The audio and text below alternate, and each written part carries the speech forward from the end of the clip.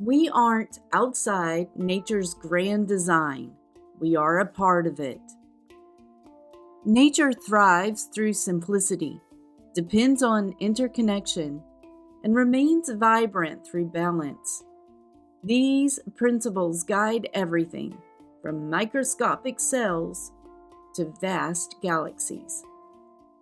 Nature uses a few essential patterns, basic elements, and repeating forms. Nothing is wasted. Nothing is extra. Every part of nature is interconnected. Nothing exists in isolation. Systems rely fully on each other for strength, balance, and vitality.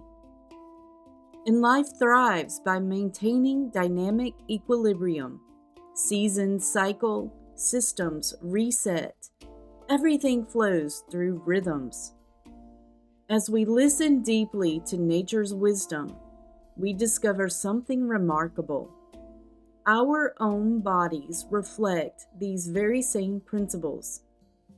Understanding this alignment not only shifts our perspective, it offers us a clear path to health and vitality, grounded in simplicity, connection, and balance.